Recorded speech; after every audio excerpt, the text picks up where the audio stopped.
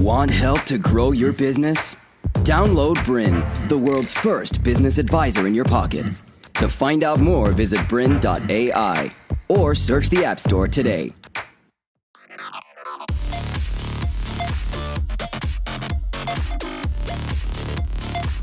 Hello and welcome to Teach Me Tech. I'm your host, Laurel Gray, and I'm joined here by the fabulous Guy Pearson, who is coming back again for a second round. Back for more punishment. Oh my gosh, yes. Fabulous. For those of you who don't know about Teach Me Tech, it is the place to go for demonstrations on the best tools that you need to use in your business. So we're going to walk you through today how to get more out of Practice Ignition.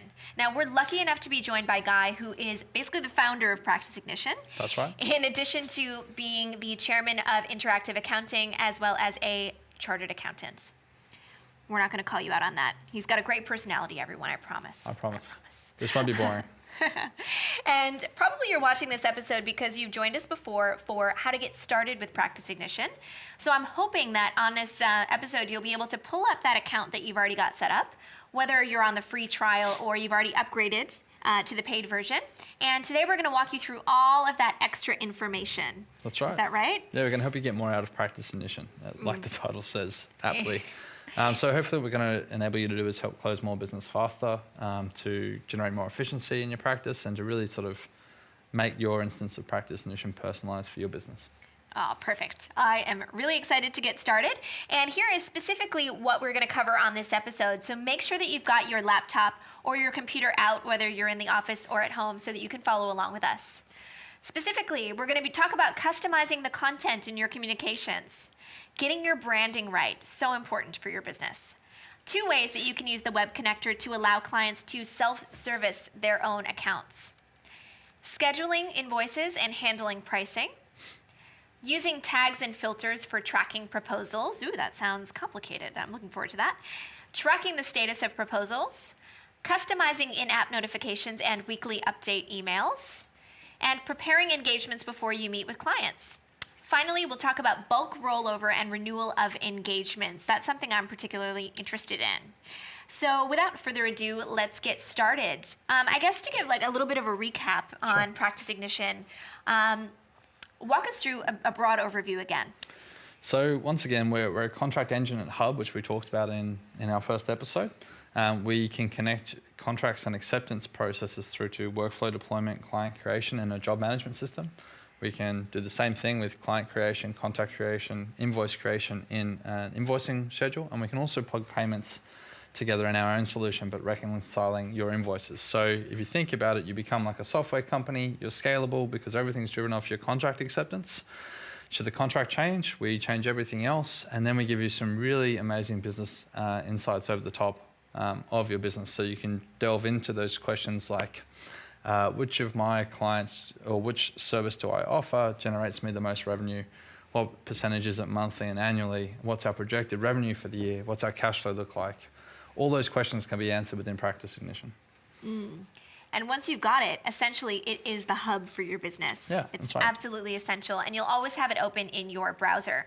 So that's why the first part of this episode today is really important to cover off on, because we're talking all about how to customize Practice Ignition to really suit your business and make it look like it's a custom-built application for your specific service. That's correct. Whether you're an accountant or bookkeeper, which the software was originally designed for, That's right. or a service-based professional who wants to really impress and streamline with your business.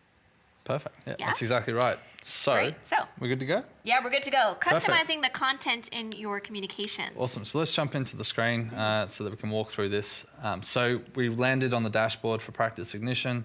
As you can see here, there's not a lot of information in this. So this is the trial account we set up last time in Teach Me Tech. All you have to do is jump into the settings. You can come up into the template section. And in here, we have 3 kinds of templates. So you have an engagement letter or a contract template, and we provide you with a sample. And as you can see, they call it Markdown, which is effectively like a very poor man's WYSIWYG editor, which we're hoping to change in the not too distant future, but you can preview what it's going to look like. And we've got full instructions over here where you can get into the formatting. So the idea is that you don't use the standard engagement letter that we give you, but what you can do is create a copy just by simply hitting all, copy, and then come in here and hit add new, and you can create a new template. So a new template, I'll learn how to spell. So this might be engagement number 1, let's just call it, and then you can literally copy and paste that in. We would prefer that you grab the content from your actual engagement letter or your contracts or your terms rather than using what we have. You can insert placeholders, which will give you a nice little sample, and you can just double click them. Oh, wow. And it will That's give you cool. the copy link. And once you're done, you can just hit save. And let's say, just as we're starting off this episode, let's say you did have a bit of trouble getting this set up in the beginning. Yep. What type of support would Practice Ignition offer to someone doing this on their own? So we have free support, which is driven by our help desk. So maybe if you jump back to the screen quickly, I'll show you where it's located within the app. So we've got help and support articles. You can enable remote support, which allows Practice Ignition team to actually look into your account. So we take our privacy seriously. And then you submit a support ticket. So if you were having trouble on this screen, you can either search for a help desk or you can just put engagement. And if that's not helpful, you can hit none of these are helpful, get in touch, and you create your support ticket. So that's free. We also have paid setup support, which is a new thing that we're trialing, which is amazing for people who literally are too busy to get this done. It's really inexpensive, and the whole idea is that we help you get through getting your contracts in, getting your service library set up. We don't tell you how to run your business. We just try to coach you through and get you into the app so it's working properly for you. That's great. So once again, engagement letters, just so as we hit on this point like we did in episode 1, it's a contract. You're not a lawyer, well, you might be, but typically speaking, you're not a lawyer. Make sure you review it with your lawyer, because this is what's going to be the document that will protect you if there's any breach of contract for insurance purposes and all those other things. That's the stick spiel done. Everything else from here is all about presentation, communication. So if we jump back in the application one more time, we've got system templates. So you can customize what message gets seen by your clients when we have that magic accept moment. So when they accept the proposal from you, you can customize whatever you like, similarly to the engagement letter, to define what message your clients will see and what actions you want them to take next. So things like links, attachments, so links to documents, anything you like can be dropped in there, lists and all those sorts of things. We've also got email templates. Now this is kind of your communication piece. So what happens when a client accepts? So what email do they receive? What happens when they get a comment? What do you want them to say? Group proposals, failure messages, payment verification messages. It's all very boring and bland kind of stuff, but it is very necessary and it should be in line with your brand, and it is a must to make sure that you change what we've got in there. Our default content, like with everything with Practice Ignition, is not terrible, but it's not you. Yep. And so when you say that, you're really talking about the tone and the language use. Correct. For me, I tend to be a little bit more informal with my clients and use my charming sense of humor, of course. But you'd recommend sticking to sort of the same basic. Yeah, so I just customize these things and make sure your tone is consistent. If you're a fun, happy-go-lucky business, then make sure it's happy-go-lucky with some jokes in there. If you're very serious, make sure it's serious. We've kind of taken the middle path where it's casual business, sort of just being factual in what we've given you to start with. Okay. Everything else can be customized when you're creating a proposal. So it's not, shall we say, it doesn't need to be set up in advance. So it's very much bespoke per client. So we'll get to that as we create the proposal. But the second thing we wanted to talk about was getting your branding right. So once again, look and feel is really important. And as you can see on the screen, if we jump there, we've got the ability to upload a logo. Now, we talked about the web connector briefly in the last episode, but this is one of the major spaces and places that you get to see the branding and the effect it has. So if we go, and I'm just going to search for a new PI logo.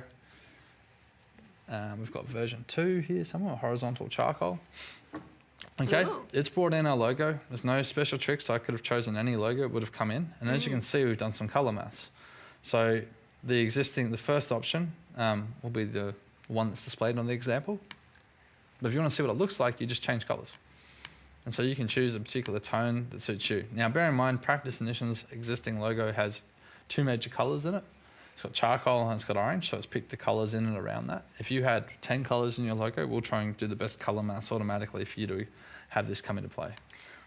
Excellent. That's great because it's so hard to remember the hex codes for your business's branding, and unless you're really anal retentive like me, where I always keep the numbers next to my desk so I remember, this is perfect because it just pulls it all out for you.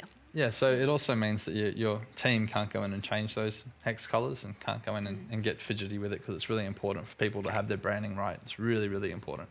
So we'll update branding. If we go back to the screen quickly. So if I go to our web connector, so I'm going to go into one of our services, and we're going to jump into 2 steps here. One is how we use the web connector. So we can generate the token. This just will create a unique ID for your engagement to start from. And then if I hit this little button here, that'll actually launch it up into the web browser. So this is the first of 2 ways that you can use it. But as you can see, that color is now...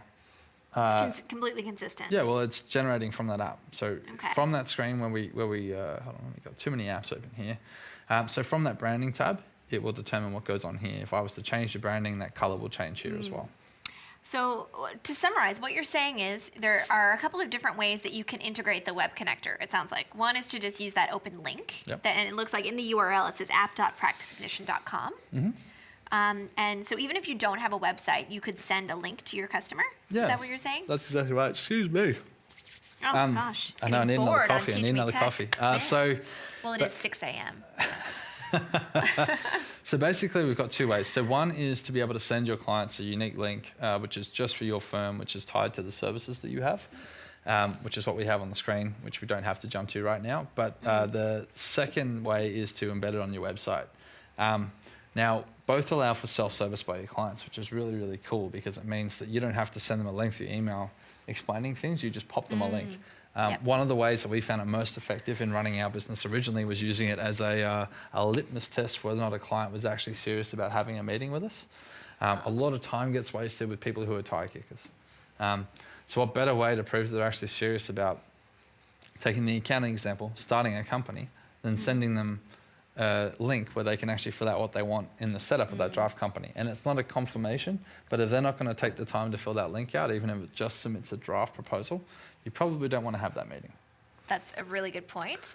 And it's going to give them, and as you covered in the first episode, either a specific price or it will give a range of how much it's going to cost to provide the service. That's exactly right. So you're just completely getting rid of those tire kickers right from the start. That's it.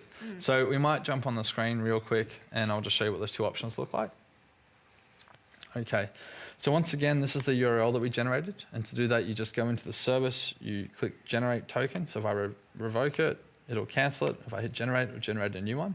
This link is unique to your firm and to the service. So you can send that out to a client just by copying and pasting it in an email. And then the client can self-serve. The second option, and the more tricky one, is to embed on your website. To do that, we've got a few little bits of code. So you need this in the heading tag on your website, which is really easy to do. I did it for our accounting firm. And then you need to have this for your button. Now you only need to put the script in once, and then everything else is just a link. And everything drives off the unique token. So that's the only thing that changes. So to show you what that looks like on our demo site, once again, it's there. To show you what it might look like on another accounting firm site, I'll just go back to the old faithful.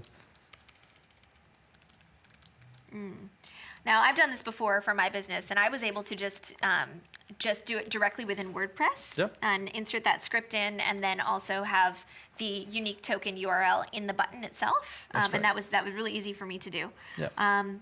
But you can always pass that information onto a web developer. That's right.